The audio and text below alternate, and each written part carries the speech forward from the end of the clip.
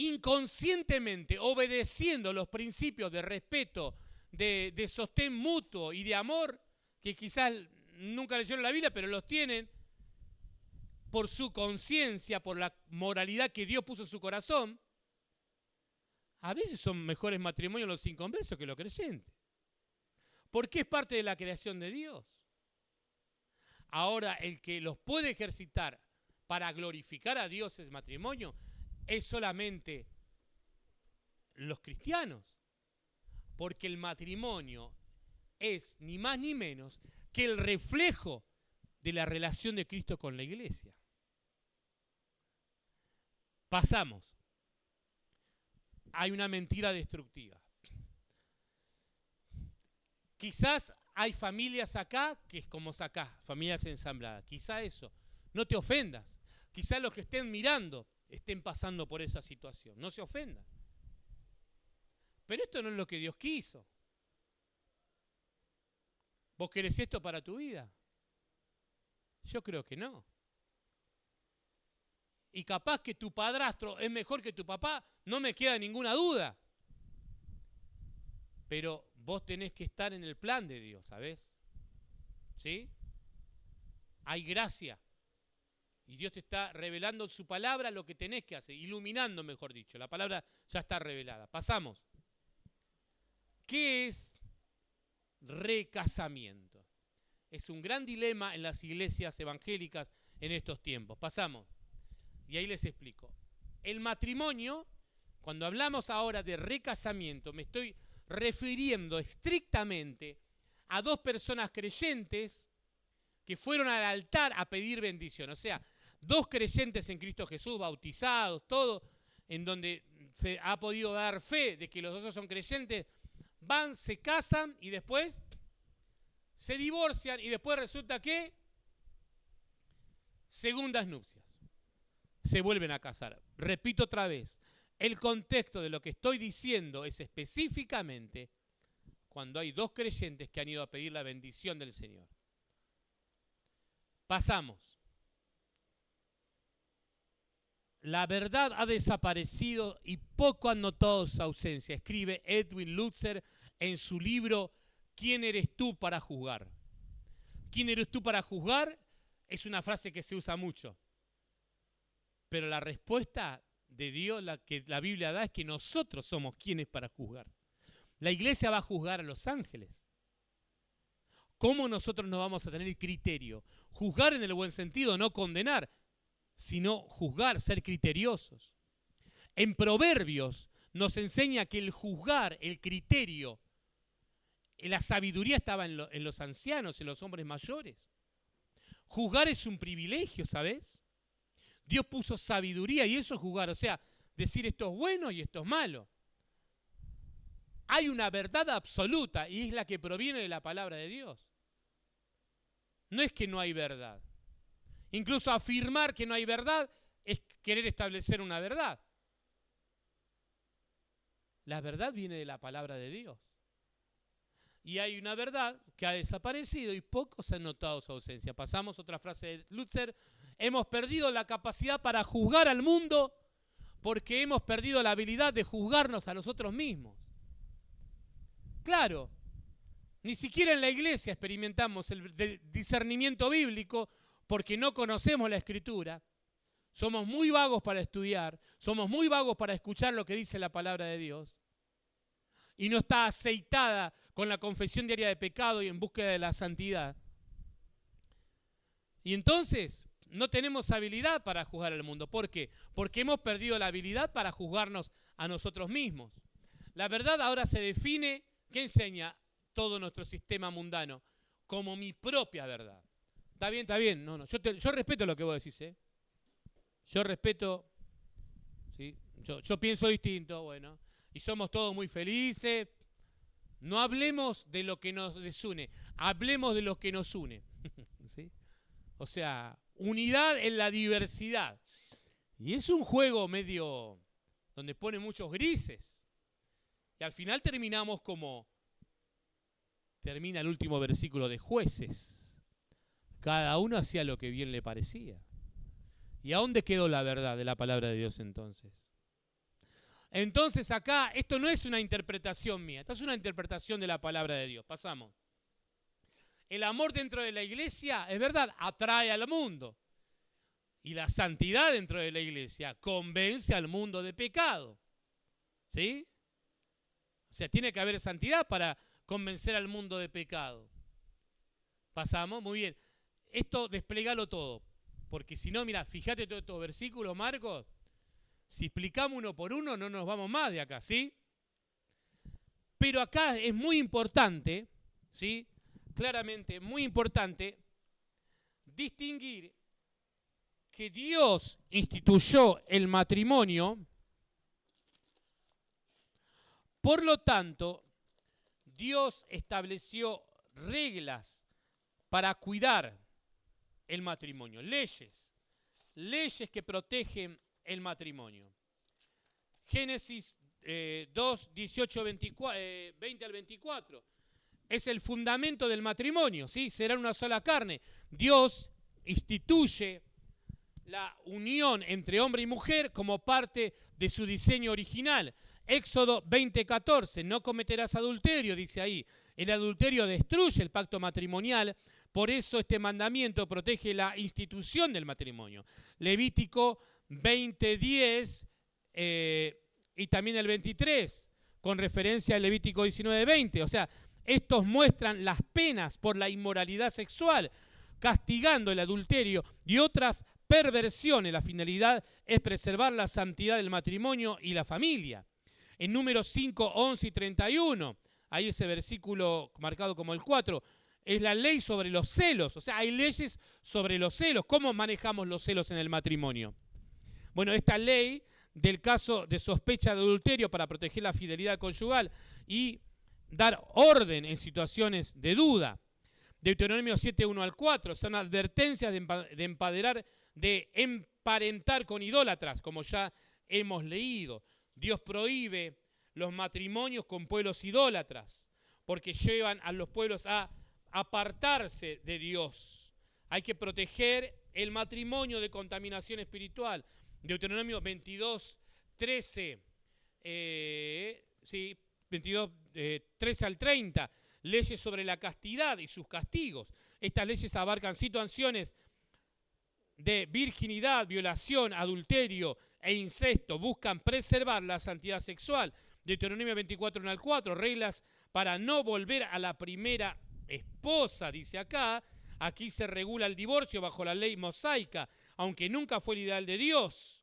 Y ya nos vamos a meter más en eso. En Esdras 10, como les dije antes, los divorcios masivos. En Malaquías 2:16 dice que Dios aborrece el divorcio. En Mateo 5 y Mateo 19, después lo vamos a ver. En Marcos 10, 1, 12, dice, Jesús enseña sobre el divorcio, el paralelo con Mateo 19. Jesús recalca lo que Dios juntó, no lo separa el hombre. En Lucas 16, 18, también Jesús va diciendo lo mismo. En 1 Corintios 7, 10 al 11, si se separa, quédese sin casar, dice claramente. Efesios 5, 22 al 33, la vida matrimonial. Así que acá se presenta el matrimonio como símbolo de amor de Cristo y la iglesia, como ya hemos dicho. En 1 Timoteo 3, 2, la condición para dirigir la iglesia. ¿Cuál es? Marido de una sola mujer.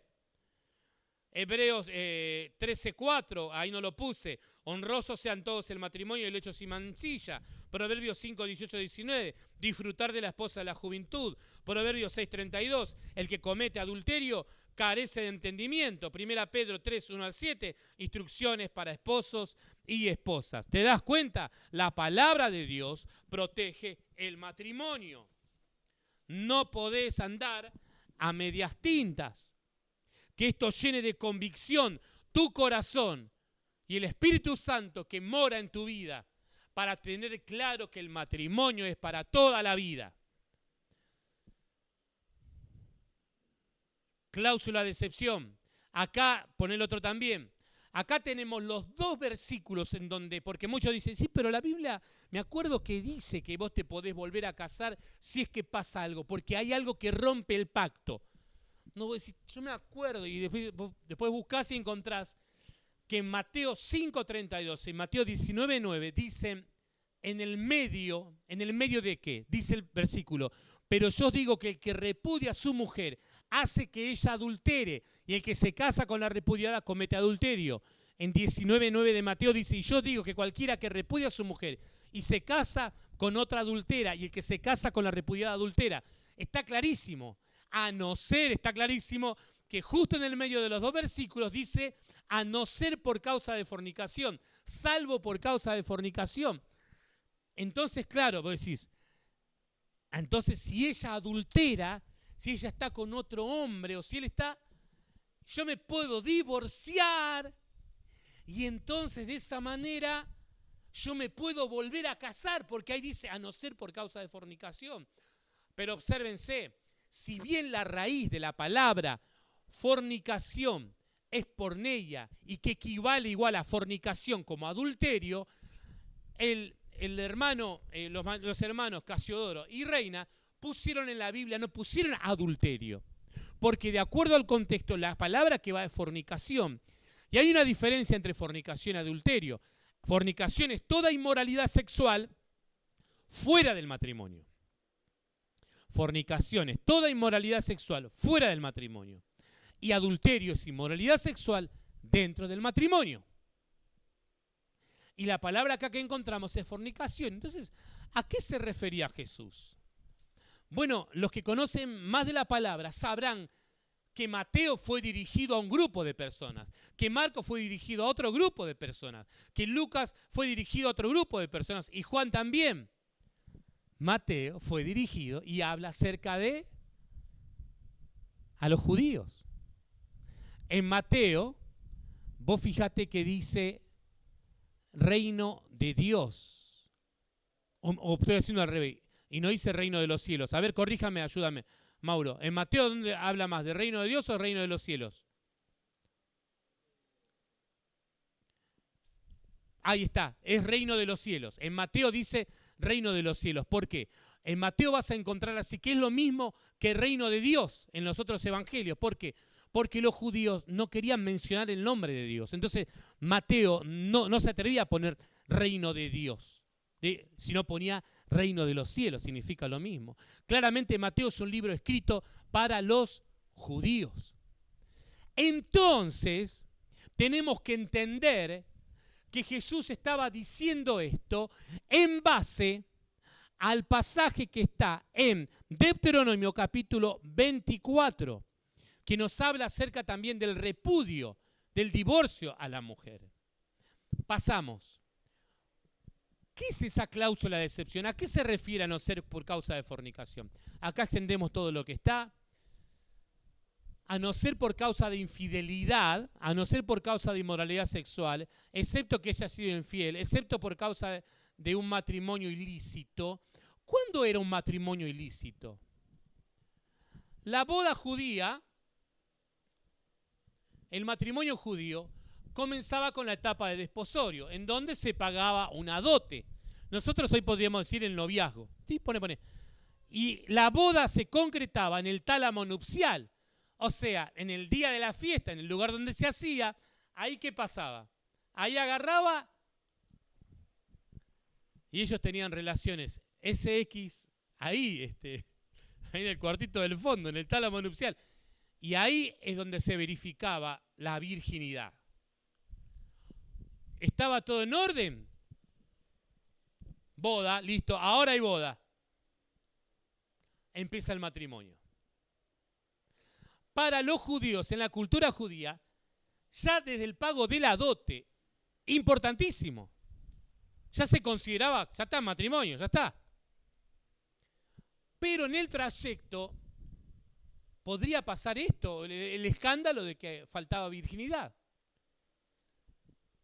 O sea, si hubo fornicación, ¿me comprende? Ahí te podías volver a casar. Jesús claramente se refiere a eso. Pasamos.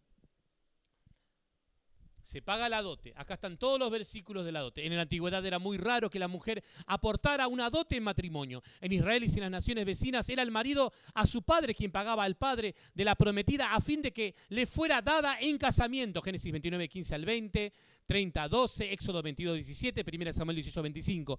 El monto legal inferior parece haber sido 50 ciclos de plata, Deuteronomio 22, 29. En ocasiones el padre de la prometida le hacía un regalo de matrimonio, Josué 15, 19, 1 Reyes 9, 16. Fíjese, la dote siempre estuvo presente, había un compromiso entre la familia. Y ahí está bueno para, ¿cómo aplico eso a mi vida hoy, a mi cultura? Bueno, tiene que haber sujeción, ¿sí? Está bueno para entender eso. Tenemos un caso, el de María y José, ¿se acuerdan? ¿Qué había pasado con ellos? Resulta que María está embarazada. ¿Y qué dice? El nacimiento de Jesucristo fue así, estando desposada, o sea, la etapa de desposorio.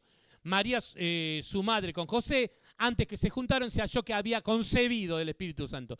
José, su marido, como era justo y no quería infamarla, quiso dejarla secretamente. O sea, porque si no, la podrían hasta apedrear a María. Y él ahí pudo haber dicho, encontré un caso de fornicación, me puedo volver a casar. ¿Captan la idea? ¿Podemos entender a qué se refiere esta cláusula de excepción?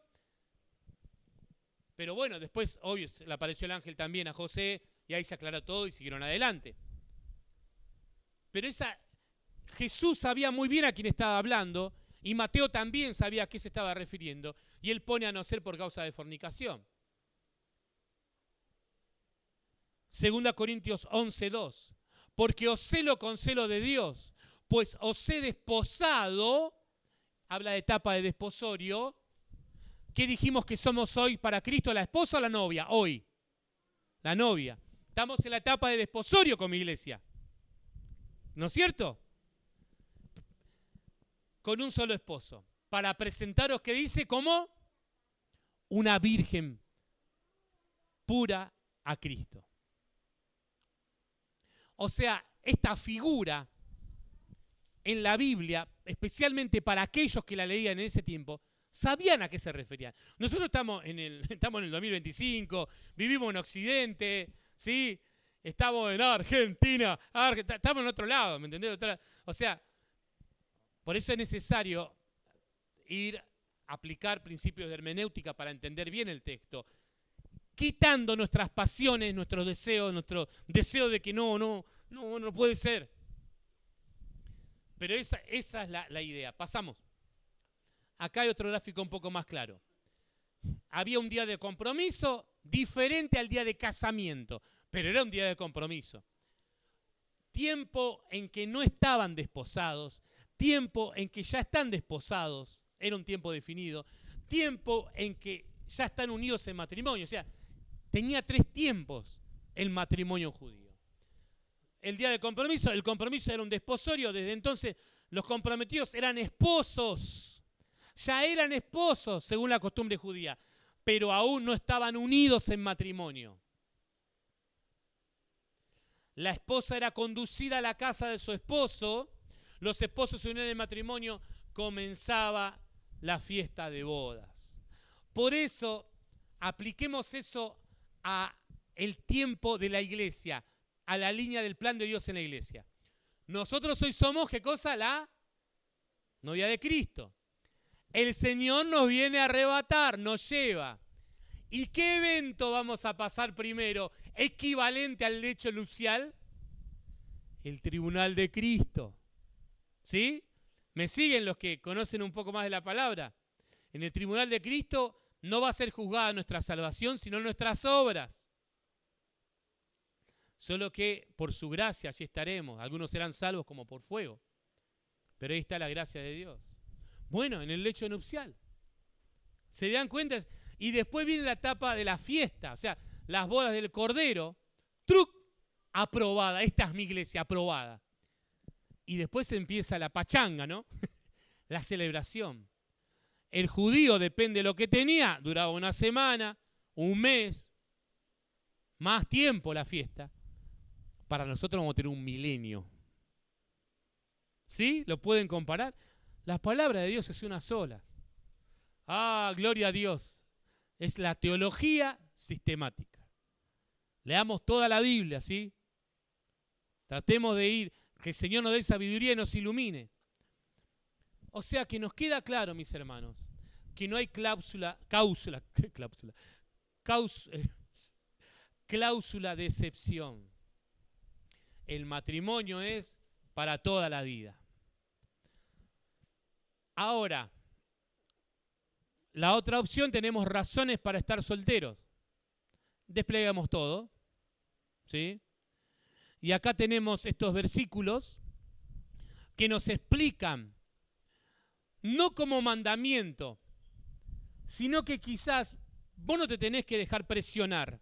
Jamás, porque cuando te dicen, che, ya es hora, a ver cuando te casás. No, te está pasando el tiempo. Mira, que sea el tiempo de Dios. La presión del sistema, esa es una razón. ¿Sí? Dice 1 Corintios 7, vamos con el 25, después leemos el 26. Estamos en el semáforo rojo todavía. Mateo 7, 25. Dice así: en cuanto a las vírgenes, no tengo mandamiento del Señor, mas doy mi parecer como quien ha alcanzado misericordia del Señor para ser fiel.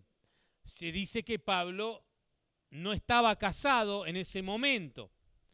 ¿Por qué? Porque él había pertenecido al Sanedrín.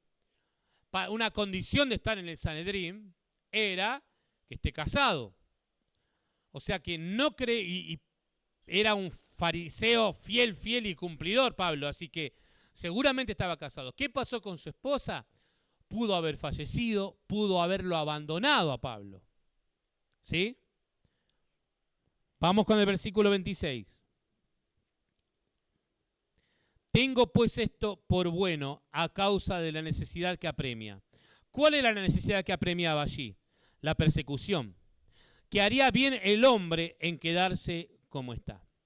En esa época había gran persecución. O sea, no era fácil para nada tener esposa. Entonces, por la persecución que había, quizás era mejor estar soltero. Eso es lo que va enseñando allí la palabra de Dios. La necesidad que apremia. Pablo aconseja la soltería porque había persecución en tiempos difíciles. O sea, no tomemos decisiones importantes solo por presión social. Te tenés que casar porque, cuando te dicen, casate porque ya es hora, no. En momentos de crisis económica, social, espiritual, la soltería puede ser una protección de Dios. Ojo, ¿sí? Hay hermanos que he visto cómo obligan a hermanos en donde ven que tiene una amistad, hablan hermanos mayores, y bueno, dale, casate. Y no quieren en realidad. Bueno, hay que corregir otras cosas, no. Casarte no te soluciona nada, hermano, hermana, no te soluciona. Si no vivís en dependencia de Dios soltero, tampoco vas a vivir en dependencia de Dios casado. Así que cuidado. 2, los problemas de la carne. Versículo, leo el 27 antes. ¿Estás ligado a mujer? No procures soltarte. ¿Estás libre de mujer? No procures casarte. Versículo 28. Mas también si te casas no pecas. Y si la doncella se casa no peca. Pero los tales tendrán aflicción de la carne, y yo os quisiera evitar.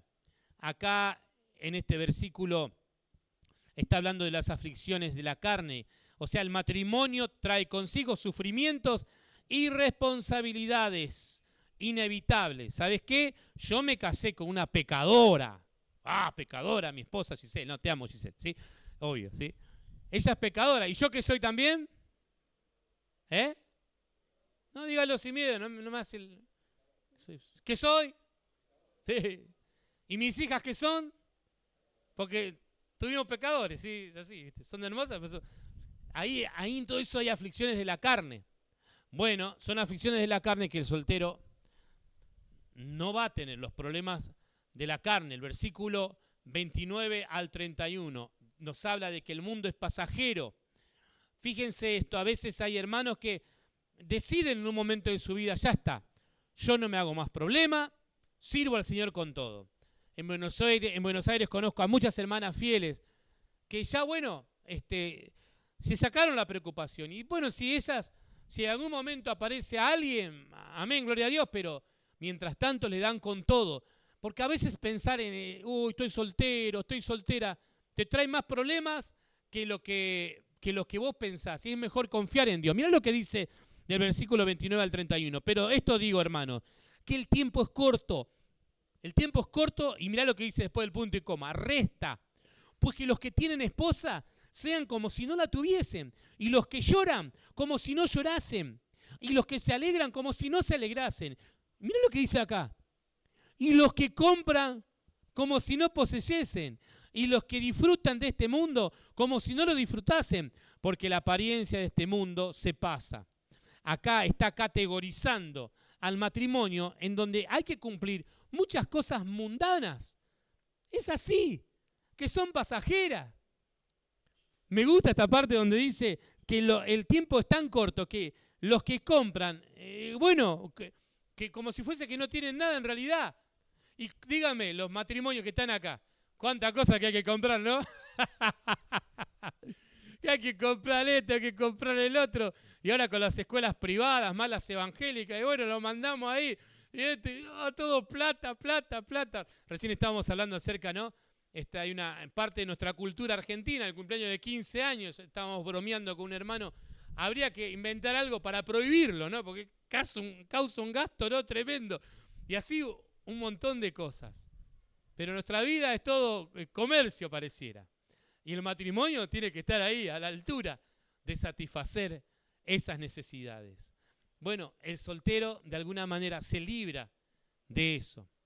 Bueno, ¿cuál es la preocupación de los casados? ¿Cuál es la prioridad de los casados? Miren lo que dice el versículo 32. Quisiera pues que estuvieses sin congoja. El soltero tiene cuidado de las cosas del Señor. O sea, de cómo agradar al Señor. Y acá conozco un hermano soltero que quizás esté mirando el video o lo va a mirar después, en donde él me dice, sí, pero Moisés, vos estás diciendo que el soltero tiene la obligación de servir al Señor y que tiene que estar siempre. Sí, hermano, eso te digo. ¿Sabes qué? Se supone que nuestra vida es para el servicio del Señor. Bueno, vos tenés más tiempo, hermano, colaborá, ahí estate, ¿está bien? Obvio, viví tu vida también. Pero ¿qué vivir la vida si no es vivirla para el Señor? O sea, ¿en qué vas a ocupar tu tiempo? ¿En diversión? ¿En diversión vana? Mente vacía, oficina del diablo. Dice el versículo 33, pero el casado tiene cuidado de las cosas del mundo, como les dije antes, de cómo agradar a su mujer. Ay, mi querido hermano hombre, tenemos que agradar a nuestra esposa. O sea, no solamente nuestra esposa tenemos que estar cortejándola continuamente. Y eso lo digo primeramente para mí. Versículo 34. Hay asimismo diferencia entre la casada y la doncella. La doncella tiene cuidado de las cosas del Señor para ser santa, así en cuerpo como en espíritu. Doncella se refiere a una mujer no casada. Pero la casada tiene cuidado de las cosas del mundo, de cómo agradar a quién, a su marido. O sea, ahí y viceversa. Versículo 35. Esto lo digo para vuestro provecho, no para tenderos lazos. ¿Vieron? O sea, son prioridades, hay prioridades. La prioridad del soltero es servir al Señor. La prioridad del casado es servir a la esposa o a la esposa. Si no, no para tender los lazos, sino para lo honesto y decente. ¿Vieron? Y para que sin impedimento, mirá lo que dice, os acerquéis al Señor. Parte de tu comunión con Dios es tener las prioridades en orden. Parte de tu comunión con Dios, de acercarte a Dios, es tener tus prioridades en orden. Sos soltero, tu prioridad es el Señor. Sos casado, tu prioridad es tu cónyuge. Otro punto más, la permanencia de la unión. ¿Qué dijimos antes? Vamos al versículo 39. La mujer casada está ligada por la ley mientras su marido vive. Pero si su marido muriere, libre es para casarse con quien quiera, con tal que sea en el Señor. O sea, el matrimonio es para siempre. Entonces, decimos, mi noviazgo será en, vamos, con pasión, será en, a ver, voy a insistir con esto, necesito voces, ¿sí? Será en, vamos, así cae más fuerte, ¿eh? Será en sujeción ahora. ¿Será en? Vamos al tercero. ¿Será en? Cuarto. ¿Será en? Para siempre. Vamos, tiene que quedar grabado, ¿eh? Ya vimos entonces principios claros. Punto 2 del semáforo rojo. Para terminar con el semáforo rojo. Principios claros. Claro que sí. Tiene que ser, tenemos que tener claro todo eso. Pero la plegaria continua. ¿Querés la persona correcta? Entonces, ¿qué? Sé la persona correcta. Desplegalo todo. ¿Cómo orar en privado? Por mi futuro matrimonio. Orar por disciplina, orar por discernimiento, orar por dependencia. Vos tenés que buscar la disciplina en el Señor. Orá por tu propia disciplina. Dice 1 Pedro 1, 5 al 8. Dice así. 1 Pedro 1, 5 al 8 dice la palabra de Dios.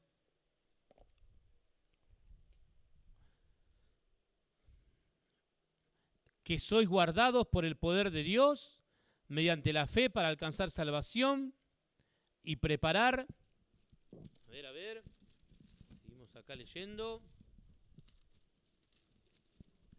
No es 1 Pedro, ¿sí?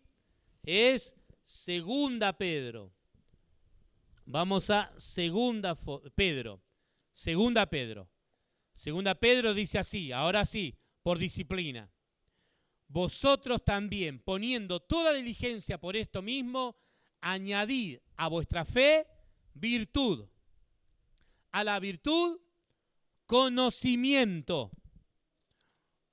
Al conocimiento, dominio propio. Al dominio propio, paciencia. A la paciencia, piedad. A la piedad, afecto fraternal. Y al afecto fraternal, amor. Porque si estas cosas están en vosotros y abundan, no dejarán estar ociosos ni sin fruto en cuanto al conocimiento de nuestro Señor Jesucristo. O sea, vos tenés que hacer, tiene que haber en armonía, esto es como un coro. ¿Vieron? Por lo menos en un coro hay 4 voces básicas. Los tenores, los bajos, las sopranos, las contraaltos. Esta es la idea de este pasaje. Vos tenés que añadir, tenés que armonizar todo eso en tu vida. Comienza diciendo, toda diligencia, vos tenés que crecer, tenés que orar por disciplina en tu vida para ser la persona correcta. Desde ahora, miren, mañana les adelanto esto, después de la 5ª y 6ª sesión, mañana a la tarde, todos mañana traigan una hoja y un lápiz, o una virome, mejor dicho, porque yo quiero llevarme de acá, de los jóvenes solteros, una carta de ustedes para su futuro cónyuge, para tu futura novia.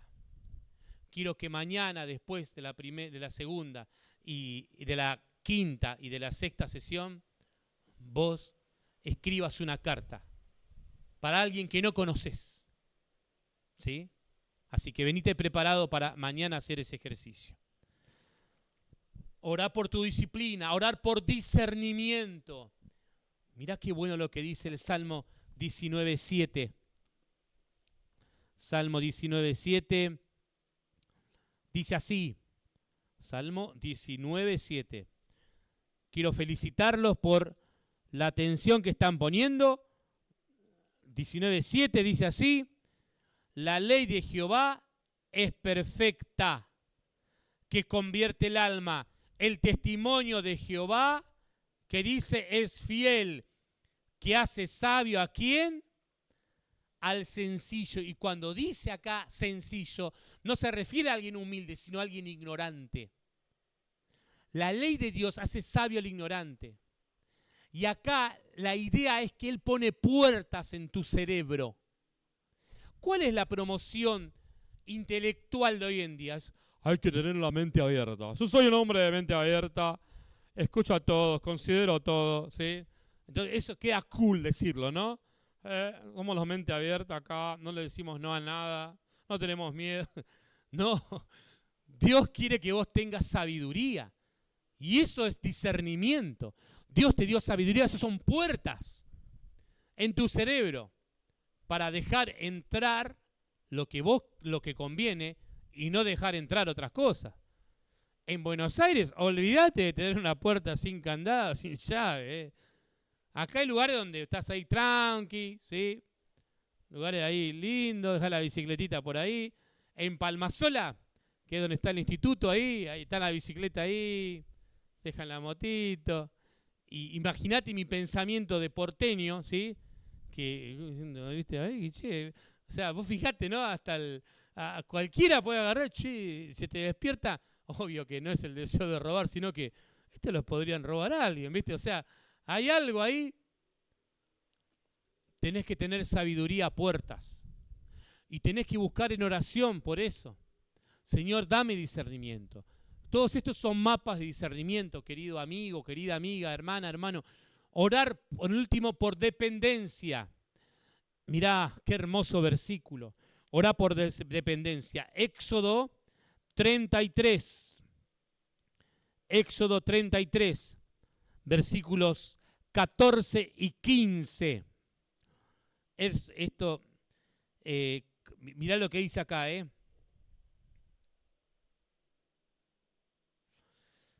14 y 15 de Éxodo 33. ¿Lo tienen? Dice así. Y él dijo, mi presencia irá contigo y te daré descanso. ¿Quién dijo esto a quién?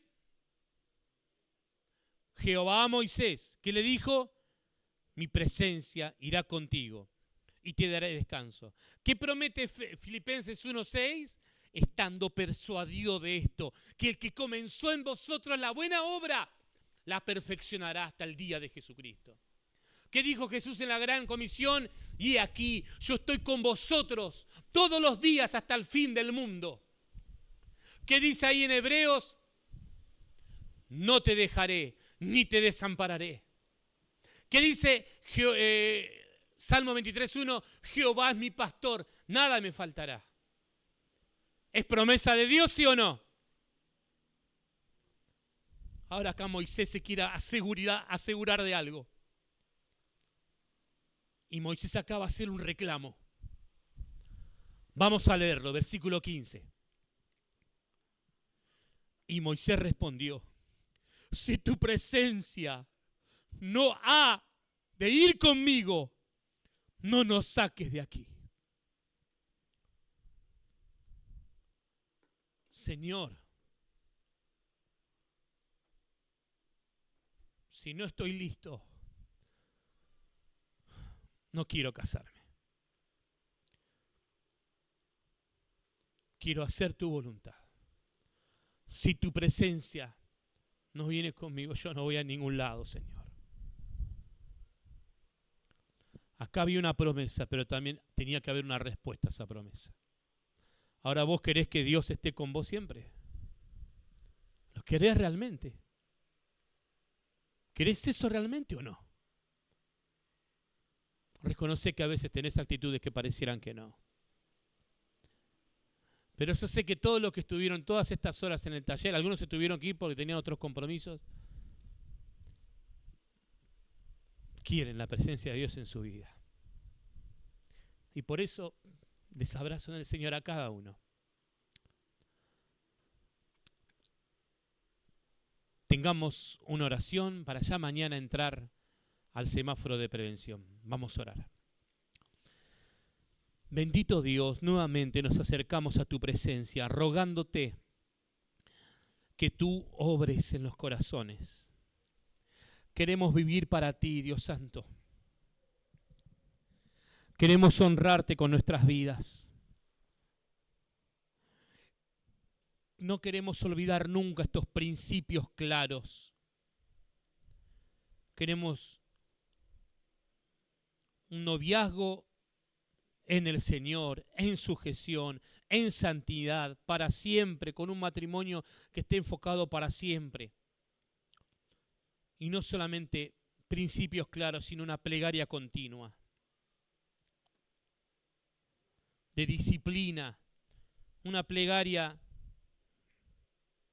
de discernimiento, una plegaria de dependencia. Si tú no vienes conmigo, Señor, no quiero ir a ningún lado. Haznos sensibles a tu palabra. Alabamos tu nombre, Señor, te agradecemos en el nombre de Jesucristo. Amén. Amén. Mañana continuamos. Que el Señor les bendiga, hermanos.